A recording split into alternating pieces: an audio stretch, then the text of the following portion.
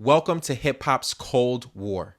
Has there ever been an event that brought together artists like Kendrick Lamar, Drake, Travis Scott, Playboi Carti, The Weeknd, Rick Ross, Pusha T, and athletes like LeBron, Curry, Kevin Durant, Westbrook, and even media empires and independent media like Joe Budden and DJ Academics? That was 2024. That was World War II, the second modern rap beef, with nukes for records and social media barrages and fan bases that were used as foot soldiers.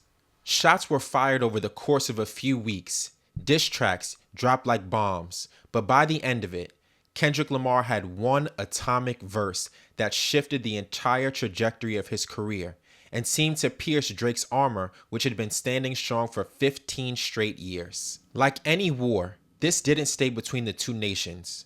Rappers, athletes, influencers, industry figures each jumped in to prove their worth, lend support, or align themselves with the projected winner. The war itself was brief, but it had been brewing for over a decade. And the fallout? It hasn't brought peace. It's brought a new kind of tension. We are living in rap's Cold War. Drake and Kendrick are likely to never engage in a full-on beef again because the stakes are too high, there's too much to lose for themselves, their brand, and their parent company, UMG. So instead of lyrical warfare, we're in a silent conflict, a Cold War fought through strategic timing, carefully curated partnerships, artist cosigns and subliminal shots, tour scheduling, brand alignment, and the mobilization of fan bases and streaming influencers. Now let's break down the sides. We're going to start off with Drake. He obviously has the whole OVO label behind him. Nicki Minaj, Lil Wayne, the city of Toronto, 21 Savage. I'm even going to include the city of Atlanta here. Even though they were name checked and not like us, many artists like Young Thug have came out and said we don't know why we were mentioned. We stand behind Drake. Lil Baby, the Jack Boys, and Travis Scott, by proxy, 50 Cent and Dipset. While on the other hand, you have Kendrick Lamar, who has the backing of the entire TDE, the whole West Coast, PG Lang artists and creatives, Metro Boomin and Future, who are the catalysts behind this whole beef, The Weeknd, XO, Carti, ASAP Rocky, Pusha T and Pharrell, Rick Ross, and a lot of the media and journalists have sided with Kendrick during this entire feud. Doesn't really seem equal, but these are how the chips fell. While there were two sides fighting directly, there are independent players who did not say they're on either side, but did get involved. Mainly Joey Badass, who will play a pivotal part in the aftermath of this. But why call this a war if there's no diss tracks being dropped? You see, this is a Cold War. The fighting is happening right in front of us, and you don't need any bars to see it. Let's look at this past week alone.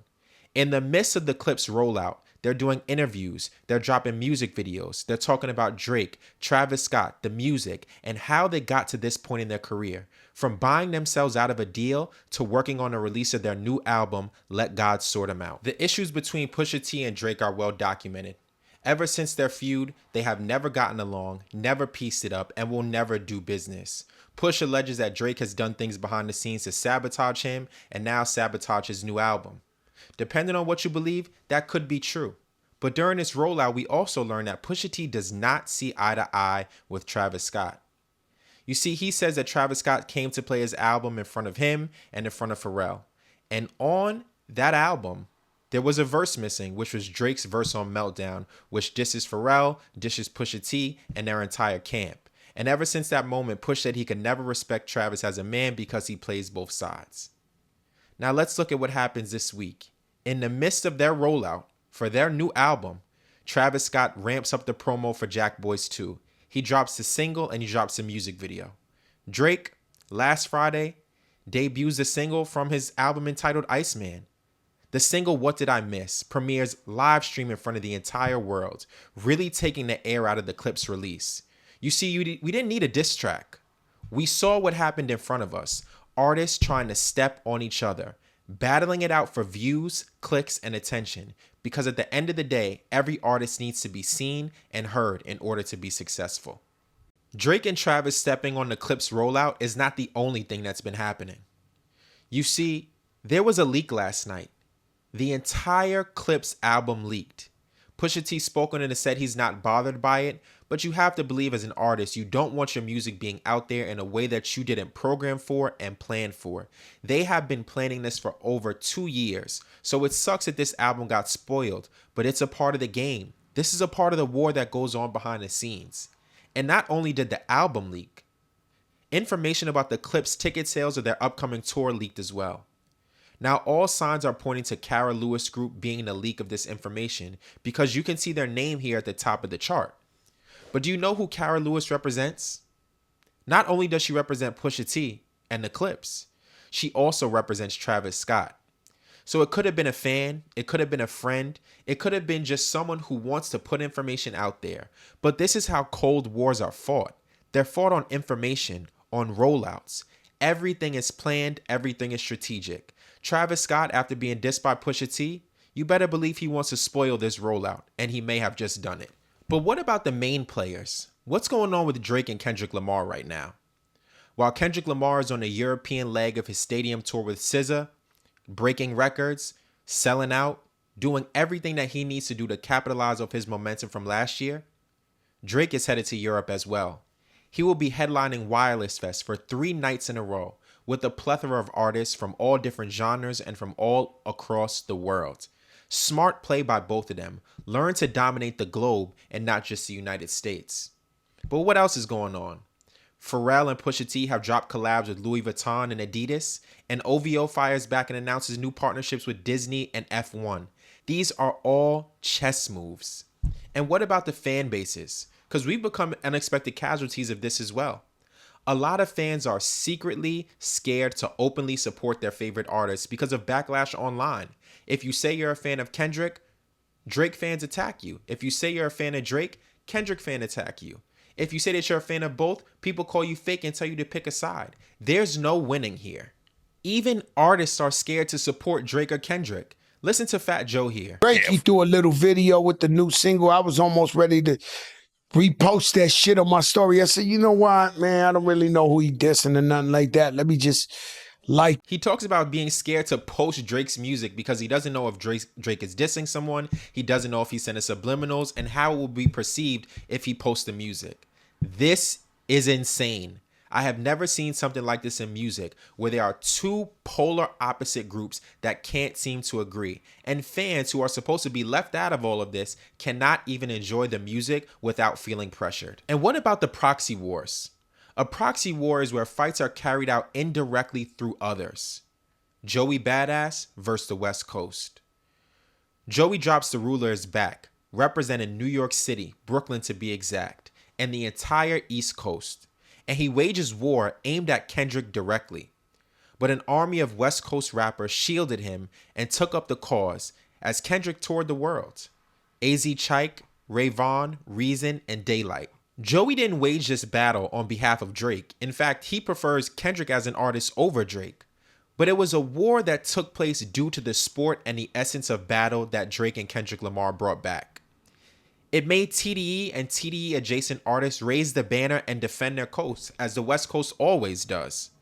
But Joey didn't back down. He only got stronger, launching track after track after track, a one-man army against them all, and I believe he came out victorious. But how are Kendrick and Drake battling through the media? Drake has pulled back from traditional media and award shows like the Grammys, the Super Bowl, Billboard, where Kendrick Lamar has dominated and been heavily embraced over the past 2 years. Instead, Drake has shifted his focus to streamers and the new media class. He's appeared with Aiden Ross, XQC, and he's even called into streams with Kai Cenat and academics. These creators have surpassed legacy media. They have the attention of their fans and supporters on demand without a blink of an eye or a push of a button. They can get to you. They have direct access to the biggest artists in the world and thousands and millions of peoples at the touch of a button.